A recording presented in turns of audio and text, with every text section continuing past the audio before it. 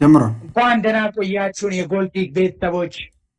ይሄ ጎልቲክ ኒውስ ነው። ዛሬ ስፔሻል የሆነ ኤፒሶድ ይዘንላችሁ ቀርበናል። ከወደ አውሮፓ የተሰሙ የዝውውር ዜናዎችን እንሰባብረዋለን፣ እናብጠለጥለዋለን። አብረውኝ ናቲና አብይ ይገኛሉ። እንግዲህ ሬዚደንት ኤክስፐርት ብለናቸዋል። ከሪያል ማድሪድ እንጀምራለን። ሪያል ማድሪድ ኦዴጋርድን ሪኮል ሊያደርጉት ነው፣ ሊበልቱት ነው ወደ ማዘር ክለቡ ወደ ፓረንት ክለቡ እና በዚህ ዓመት እንግዲህ ላሊጋው ላይ በጣም ጥሩ የሆነ ፎርም ሲያሳይ ነበረ። 4 ጎል 6 አሲስት በላሊጋው በኮፓሬሬው ደግሞ 3 ጎል 3 አሲስት አስቆጥሮ ነበር ለሪያል ሶሴዳድ እና ሪያል ማድሪድ አሁን ጠርተውታል። ምን ታስባለህ? እስቲ ተንትንልን አብይ። አዎ እንግዲህ ማርቲን ኦዴጋርድ ለሪያል ማድሪድ የፈረመው በ15 ዓመቱ ነው 2015 ላይ። እንግዲህ በዚች 5 ዓመት ውስጥ ብዙ ቦታ ሊሆኑ ወጥቷል። ከነዛ ክለቦች መካከል ሊድስ አርንሃምና ሪያል ሶሲዳድ ትልቆቹና ተጠቃሾቹ ናቸው። ይህ ኖርዌያዊ እንግዲህ ባለፈው ሲዝን በሪያል ሶሲዳድ ድንቅ ብቃቱን ማሳየቱ ይታወሳል። እናም ሪያል ማድሪድ ሪኮል አድርገውታል። ከዚህም ሪኮል ያደረጉበትም ዋነኛ ምክንያት ተብሎ የሚታሰቡ በኮሮና ቫይረስ በጣም ስለተጠቁ አዲስ ተጫዋቾችን ማስፈረም ስለማይችሉም ነው። እናም ይሄ ድንቅ ተጫዋች እንግዲህ በነጩ በሳንቲያጎ በርናቦ በነጩ ማሊያ እንመለከተዋለን ማለት ነው ቀጣይ ዓመት። ያ እውነት ነው። በጣም ኤክሳይቲንግ ኒውስ ነው።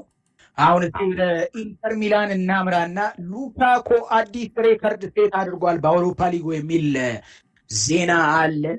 9 ጎሎች በተከታታይ ይመስለኛል እንግዲህ ማስቆጠር የቻለው። ናቲ እስኪ ስለ ሉካኮ የተወሰነ ነገር በለን። ያው እንግዲህ ሉካኩ ያው ፕሪሚየር ሊግም እያለ የሚታወቅ ሰው ነው። እንግዲህ ጎል በማግባት ብዙ የሚታማ ተጫዋች አይደለም። ምንም እንኳን አንዳንድ ሰዎች በሉካኩ አጨዋወት ደስተኛ ባይሆኑም ስፔሻሊ የዩናይትድ ደጋፊዎች በዩናይትድ ቆይታው ብዙ ደስተኛ አልነበሩም በአጨዋወት። ግን ሰውየው ጎል በማግባት የሚታማ ተጫዋች አልነበረም። ያም ጎል ማግባት ሪከርዱን እንግዲህ ይዞት ቀጥሏል። ወደ ኢንተርም ሲሄድ ኢንተር ውስጥ እንግዲህ ሲዝን ወደ ኦልሞስት 30 ጎል የሚጠጋ እርግጠኛ አይደለሁም፣ ግን 30 ጎል ኦልሞስት ኦል ኮምፒቲሽን ያገባ ይመስለኛል። እናም ለዛም ሪከርዱን መስበር የቻለው ያ እውነት ነው። በጣም ድንቅ አቋም ነው ያለው። ኤንኤፍሲ ላይ የሚዘግበውና የሚተነትነው ስቱዋርት ሮብሰን የአርሴናል የቀድሞ ተጫዋች ሉካኮ ኢዝ ዋን ኦፍ ዘ ቤስት ስትራይከር ኢን ዘ ከረንት ማርኬት ብሎ ተናግሮ ነበረ። አሁን አንዲት ዜና አለች። ኑኖ ኤስፒሪቶ ሳንቶ የወልቭሱ አሰልጣኝ እንግዲህ አዲስ ዲል ሊፈርም ነው እየተባለ ነበረ። ከቴቢያ ጋር ከነበራቸው ጨዋታ በፊት ነበረች ዜና የወጣችው የነበረው። አሁንም እየተሰማ ነው ይፈርማል ብለን እንጠብቃለን። ወደ ጁቬንቱስ ቱሪን እናመራ። ፒርሎ በጣም ብዙ ተጫዋቾችን ሊያስወግድ ይፈልጋል የሚሉ ወሬዎች አሉ። እንግዲህ አሁን ጁቬንቱስ በጣም የፋይናንሻል ንቅንቅ ላይ ነው የሚገኙት እና ብዙ ተጫዋቾችን ሊያስወግዱ ይፈልጋሉ። ፔሮላቸው ብዙ ተጫዋቾችን ሊያስወግዱ የሚሉ ዜናዎች አሉ። ያው የማትዊዲን ሰምተናል። እንግዲህ ተንትንልን አብይ። አዎ እንግዲህ አንድሪያ ፒርሎ አሰልጣኝ ከመሆኑ በፊትም ስለ ጁቬንቱስ በሚሰጣቸው ኮሜንቶች መሀል ሜዳ ተጫዋች በጣም ይጎድለዋል፣ ደግሞ ለሮናልዶ ፊት የሚያደርግ ተጫዋች ያስፈልጋል በሚል ሰማው ነበረ። እንግዲህ ብሌዝ ማቱዊዲ ከጁቬንቱስ ለቆ ወደ ኢንተር ማያሚ ማቅናቱ አዲሱ የዴቪድ ቤካም ቡድን ውስጥ መግባቱ ትናንትና ሰምተናል። ሳሚ ፌዴራ፣ ራምሴ የመሳሰሉ ተጫዋቾችም ከሚድፊልድ ላይ ፒርሎ ፕላን ውስጥ የሉም ተብሎ ነው የሚጠበቁት። ጎንዛሎ ሂጉዌን እና ዲሲግሊዮ ይለቃሉ ተብሎ ይጠበቃል። እንግዲህ እነዚህ 4 ተጫዋቾች የሚያጠራጥር አይመስለኝም መልቀቃቸው። እንግዲህ ዛሬ ጎጡ ዜናዎች ደግሞ ፓውሎ ዲባላንም ወደ ለመሸጥ እያጤኑበት ነው የሚል ዜናም 90 ሚሊዮን ዩሮ ላቀረበላቸው ቡድን ዜኖችም አሉ። እንግዲህ እውነት ነው። በጣም ብዙ ተጫዋቾችን ሊያስወግድ ነው የሚል እንግዲህ ወሬዎች አሉ። ንቁ የሚገርም ነው። እስቲ ወደ ቪያሪያል እናምራ። እንግዲህ ኩላንና ፓሬሆን ማስፈረማቸውን እናውቃለን። ኩቦ የሚባለውን የሪያል ማድሪድ ታዳጊ ተጫዋችን በሎን ማስፈረማቸው ይታወሳል። እስቲ ስለ ቪያሪያል የተወሰነ ነገር በለን ናት። ያው እንግዲህ እኔ ከዚህ ትራንስፈር በጣም የገረመኝ ነገር በ10 ሚሊዮን 3 ተጫዋች አገኙ የተባለ ብዙ ወሬዎች ይወሩ ነበር። አክቹሊ በ10 ሚሊዮን 3 ተጫዋች ሳይሆን ያገኙት ኮክለንን ነው በ10 ሚሊዮን ያስፈረሙት። ያው አንዱ በውሰት አንዱ በነፃ ነው ያገኙት። ግን ከዚህ ዝውውር ላይ በጣም የገረመኝ ምንም እንኳን ቫሌንሺያ ዩሮፒያን ፉትቦል ስለሌለው ፋይናንሻሊ ስቴብል ባይሆንም ዳኒ ፓሬሆን ካፕቴናቸውን እንግዲህ እንደዚህ በቀላሉ ይሰጡታል ብዬ አልገመትኩ ነበር። እንደዚህ ወደ ቪራ ላይ መሄድ አልመሰለኝም ነበር። በሱ ዝውውር በጣም ተገርም ያለው ግን ለቪላ ላይ በጣም አሪፍ ምን ይመስለኛል። አይ ቲንክ ዩሮፓ ሊግ አሳክቷል ይህ ሲዝን ይመስለኛል። እና አይ ቲንክ አሁን እነዚህ ጨዋታዎች በማምጣታቸው ምናልባት በኮክለን ብዙም ይሄን አይደለውም፣ ግን ሁለቱ ዝውውሮች ግን የተሻለ ሊረዳቸው ይችላል ብዬ ማምነው። እንግዲህ ቀጣይ ሲዝን ምን ይሆናል እንዴት ፐርፎርም እንደሚያደርጉ። በጣም እውነት ነው። እንግዲህ እዛው ስፔን ውስጥ እንዳለን ወደ ካታላን አምርተን ባርሴሎና ስለ ኤሪክ ጋርሲያ እየጠየቁ እንደነበረ እናስታውሳለን። ማን ሲቲ ከ50 ሚሊዮን ፓውንድ በላይ አንከፍልም ብለዋል ባርሴሎና። ወደ ጣሊያን ስናመራ ደግሞ ኔፕልስ ውስጥ ናፖሊ ሰርጂዮ ሬጉሎንን ሊያስፈርሙት ነው የሚሉ ወሬዎች አሉ። ለ25 ሚሊዮን ዩሮ አስፈርመውትም ሊሆን ይችላል። እስኪ አብይ አው እንግዲህ ሰሞኑን አዲስ ትኩስ ዜና ነው ይሄ። እንግዲህ ዛሬ በወጡ መረጃዎች መሰረት ናፖሊ ሰርጂዮ ሬጉሎንን ከማድሪድ ለማስፈረም ቃል ደርሷል የሚሉ ዜናዎች እየወጡ ነው። እንግዲህ ይህ ልጅ ኤቨርተን እና ቼልሲም ይፈልጉታል የሚሉ ዜናዎች ሰሞኑን ስንሰማ ነበር። ግን ይህ 25 ሚሊዮን ዩሮ ቼልሲ ኤቨርተንን ካቀረቡት ዋጋም በላይ በመሆኑ እንግዲህ ወደ ናፖሊ የሚሄድ ይመስላል። ያ እውነት ነው። በጣም ቼልሲም እንግዲህ በጣም ሌፍት በጣም ያስፈልገዋል እና ልጁን ለማስፈረም ጥረት እያደረጉ ነበረ። ግን ናፖሊ ነው አሁን መጀመሪያ ላይ የሚገኘው ብለን እናስባለን። ቼልሲ ከቲማዮ ባካዮኮ ጋር ሊለያዩ ነው የሚሉ ወሬዎች አሉ። ኤስ ሚላን አሁን ሎን ይፈልጋሉ። ኤስ ሚላን ቲማዮ ባካዮኮን በሎን ለማስፈረም በውሰት ውል ከዛ ደግሞ በ35 ሚሊዮን ነው ይመስለኛል ለመግዛት የሚፈልጉት። እስኪ ናቲ አወር ሬዚደንት ቼልሲ ኤክስፐርት ብሬክዳውን አድርጊልን። እንግዲህ ስለዚህ ልጅ ሲወራ ብዙም መጀመሪያ ሲዝን እንግዲህ ዝውውር ያደረገለት በጣም ብዙ የቼልሲ ደጋፊዎች በዚህ ዝውውር በጣም ደስተኛ ነበሩ። ግን ያው እንደታሰበው ሊጮት አልቻለም። ልጁ ቼልሲ እያለ እንግዲህ ብዙም ጥሩ የሚባል አቋሙን ሊያሳይ አልቻለም። በእርግጥ ግን ከዛ ዓመት በኋላ በተለይ ኤሲ ሚላን ያደረገው ውሰት በጣም የተዋጣና በጣም ሰክሰስፉል የነበረ ውሰት ነበረ ለሱ ለባካዮኮ። ከዛም በኋላ ሞናኮም ተጫውቷል። ያው ሞናኮም ፋይናንሻሊ ፍሬንች ቲሞች ኢንጀነራል ፋይናንሻሊ ጥሩ ስላልሆኑ ባካዮኮ መልሶ መውሰድ አልፈለጉም ነበር ሞናኮች። ያው ዌጅ በጀቱን በጣም ብዙ የሚከፈለው በጣም ደሞዙም ከፍ ያለ ስለሆነ የተጫዋቹም ዋጋ በጣም ከፍ ያለ ስለሆነ ሞናኮች ቢፈልጉትም እንኳን በዋጋ ምክንያት ሊመልሱት አልቻሉም። ለዛ አይ ቲንክ ሚላኖች ይሄ ቦታ ላይ ተጫዋች ይፈልጋሉ። በእርግጥ ቤናሲር የሚባለው አልጄሪያዊ እዚህ ቦታ ላይ ባካዮኮ የሚጫወተው ቦታ ላይ ይጫወትላቸዋል። ግን አይ ቲንክ ባካዮኮ ለነሱ ለጣሊያን ሊግ ጥሩ የሚሆን ይመስለኛል ብዬ ገምታለሁ እና ዋጋውም አይከፋም ብዬ ነው ማምነው። ለቼልሲ ቢወስደው ይሻላል። ያ እውነት ነው።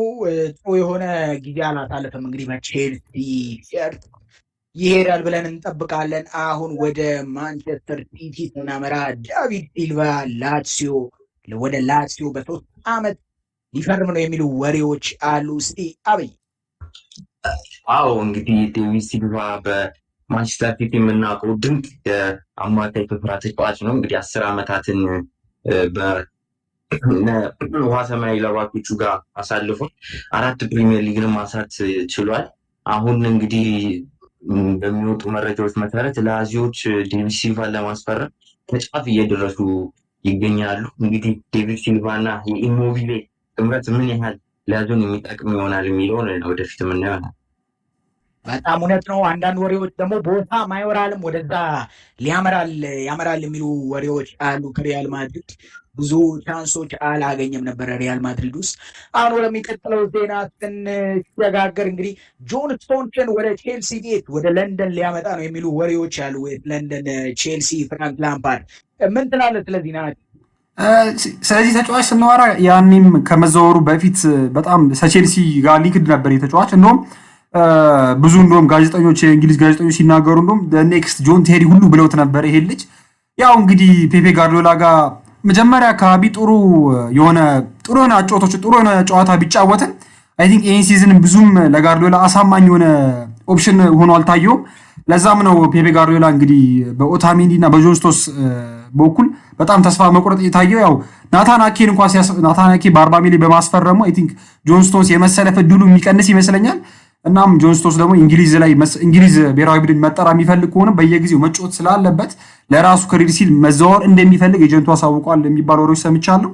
እና በዛም ተከትሎ ያው ዋጋውን በማነሱ አርሴናልም እንዳለበት ሰምቻለሁ። የዚህ ዝውውር ላይ አላቅም። ስለዚህ ዝውውር እርግጠኛ አይደለሁም። አሪፍም ሊሆን ይችላል፣ መጥፎም ሊሆን ይችላል። ኦልሬዲ እንደ ጆን ስቶንስ ያልተረጋጉ ተከላካዮች ስላሉኝ ይከብዳል። እንግዲህ ጆን ስቶንስ ለእኔ ለእኔ 50-50 ነው። ስለ አልወስደውም አልልህም፣ ወስደዋለሁ አልልህም። በጣም 20 ሚሊዮን ፓውንድ እኮ በጣም ጥሩ ዋጋ ነው ብለን እናስባለን። እንግዲህ ወደ ቀጣይ ዜናው ስንሸጋገር ድዋይት ማክኒል የሚባለው የበርንሌው የክንፍ ተጫዋች በአንድሪያ ፔርሎ ይፈለጋል የሚሉ ወሬዎች አሉ። ኤሲ ሚላን፣ ሌስተር እና ውልፍም ይፈልጉታል የሚሉ ወሬዎች አሉ። ሲያቢ ሰባብረልን። አዎ እንግዲህ ድዋይት ማክኒል የበርንሊ ዊንገር በሆኑ አመት ካየናቸው ድንቅ ህፃን ተጫዋቾች መካከል አንዱ ነው። ይህ ዜና እንግዲህ ገራሚ ነው። ፔርሎ ይፈልጋል፣ ብዙ ቡድኖች ይፈልጉታል የሚሉ ዜኖች እየወጡ ነው። ኤሲ ሚላን፣ ሌስተር፣ ውልቭስ እና ጁቬንቱስ ያው አንድሪያ ፒርሎ ከመጣም በኋላ ዳግላስ ኮስታን የመሸጥ እቅድ አላቸው እና እሱን ለመተካት ይመስለኛል ድዋይት ማክኒልን የፈለጉት። ያ እውነት ነው። አሁን ወደ ሲቲ ስንመለስ ደግሞ ክላውዲዮ ብራቮ ከሲቲ ጋር ሊለያይ ነው፣ ሪያል ቤቲስን ሊቀላቀል ነው የሚሉ ወሬዎች አሉ። እስቲናቲ ያው እንግዲህ ክላውዲዮ ብራቮ እድሜውም አሁን እኮ 34-35 ገደማ ነው የለ ኬሩድ እና አይ ቲንክ በረኛም ከዚህ በኋላ አይ ቲንክ ማንቸስተር ሲቲ ቢቆይ በእርግጥ አሪፍ ባካፕ ነው ብዬ አምናለሁ። ግን አይ ቲንክ ከፔሌግሪኒ ጋር ፔሌግሪኒ ነገር አይቶበታል ብዬ አምናለሁ። ማንቸስተር ሲቲ በነበረበት ጊዜ ፔሌግሪኒ ክላውዲዮ ብራቮ እንደ መጀመሪያ እንደ አንደኛ በረኛ መጫወት እንደሚችል አቅም እንዳለው ነገር አይቶለታል ብዬ አምናለሁ። ለዛም ይመስለኛል ሪያል ቤቲስ የፈለገው ፔሌግሪኒ። አይ ቲንክ አሪፍ ዝውውር ይመስለኛል ለሪያል ቤቲስ። ያ እውነት ነው። አሁን አይ ቲንክ ጣፋጭ የሆነ ዜና ይዘንላችሁ ቀርበናል።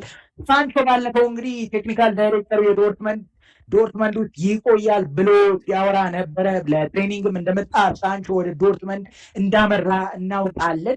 ግን ከቢልድ የተሰሙ ዜናዎች ደግሞ ኔጎሽዬሽኖች ድጋሚ ተጀምረዋል ነው የሚሉ ወሬዎች እየወጡ ያሉት። እስቲ አብይ።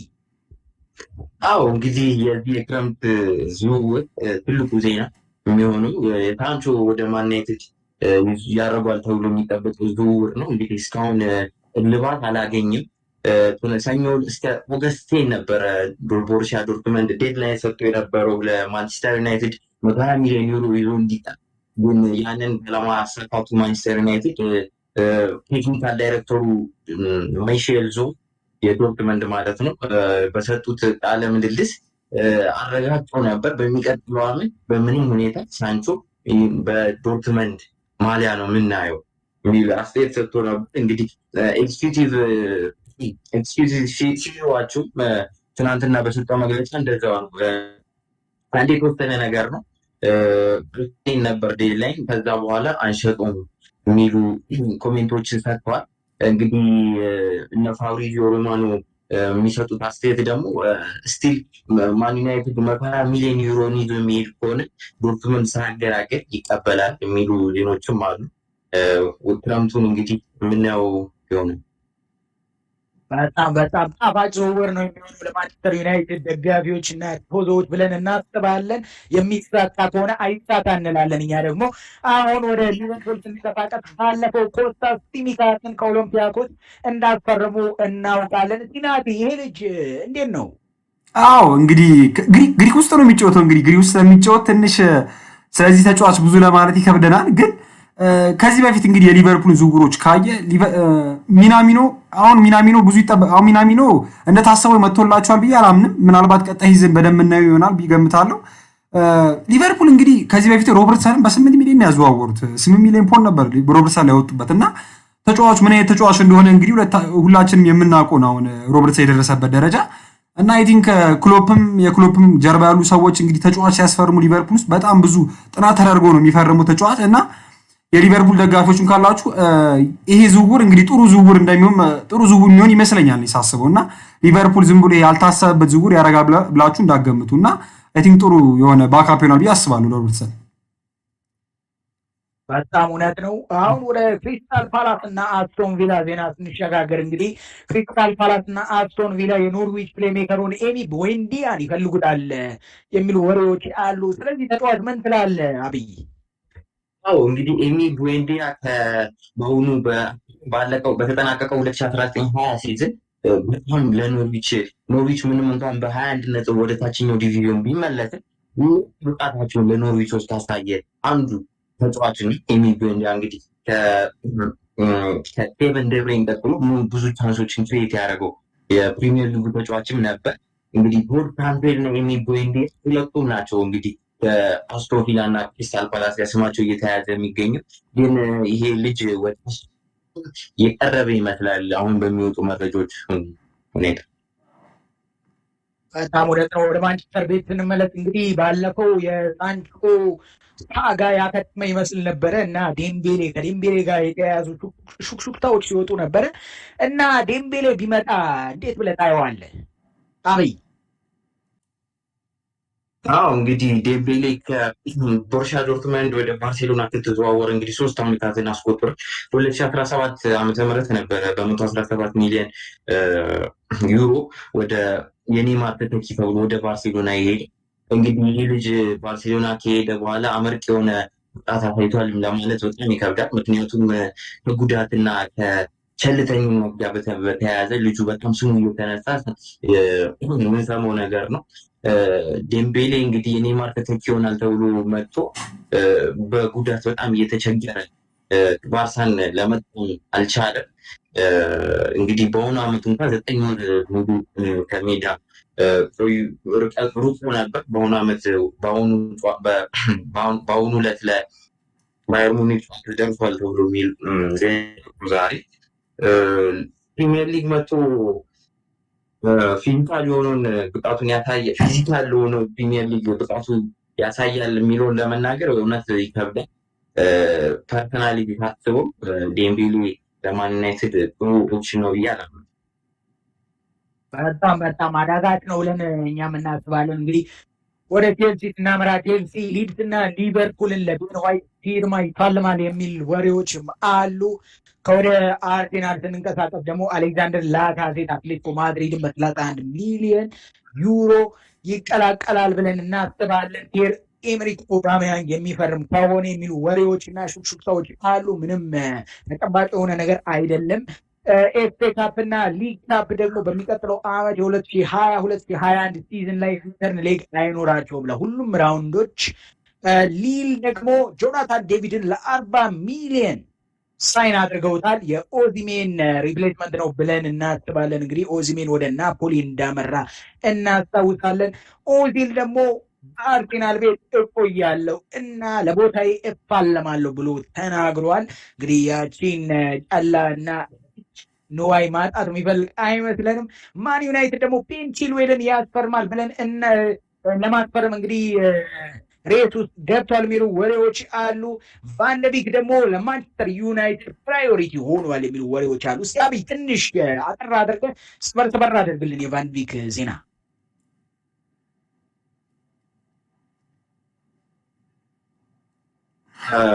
ቫንደቢክ እንግዲህ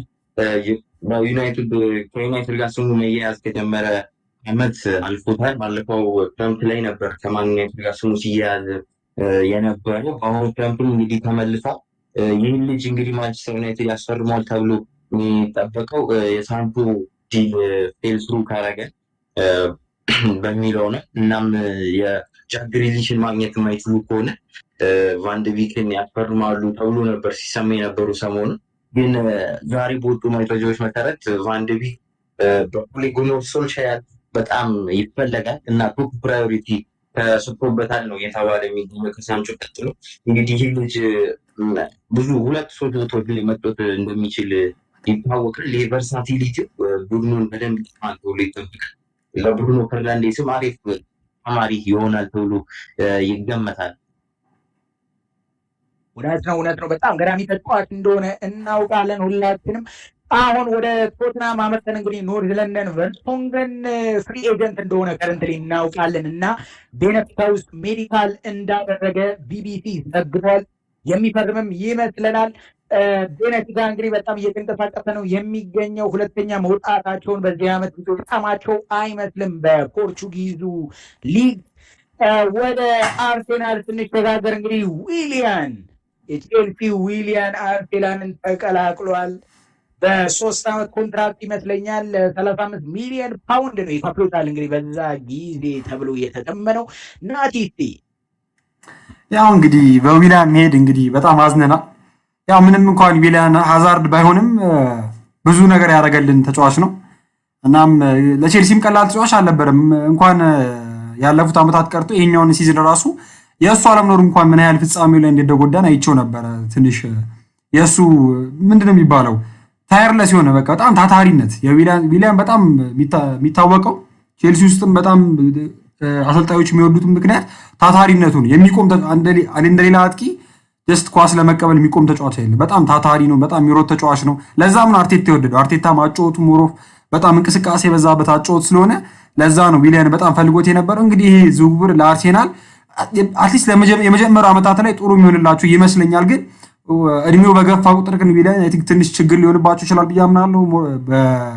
በፋይናንሳቸው ላይ ትንሽ ኢምፓክት ላይ ያመጣባቸው ይችላል ወደፊት ብዬ ነው የማምነው። ግን ሞሮሌስ ጥሩ ግዢ ነው ብዬ አምናለሁ። ለአርሴናሎች ኮንግራት ብለናል። በጣም አሁን ደግሞ እንግዲህ ኦባሜያንግ የሚፈርም ከሆነ የተወሰነ የደሞዝ ጭማሪ ይኖርበታል ብለን እንጠብቃለን። በዛ ላይ ሜሱት ኦዚልም አለ። አሁን ደግሞ ዊሊያን የሚቀላቀል ከሆነ የአርሴናል እንግዲህ ዌጅ ቢል ሰማይ ጠቀስ ይሆናል ነው የሚሉ ወሬዎች ያሉት። እንግዲህ ወደ ፒኤስጂ ስንንቀሳቀስ ደግሞ ናስር አልከላፊ የፒኤስጂው ፕሬዚዳንት እንግዲህ ኔይማር ዋን ኦፍ ዘ ፋይቭ ስትሮንገስት ኢን ዘ ወርልድ ብሎታል። እንግዲህ ከጨዋታው በኋላ እሱና እምባፔ አብረውን ይቆያሉ ብሎ እንግዲህ ተናግሯል።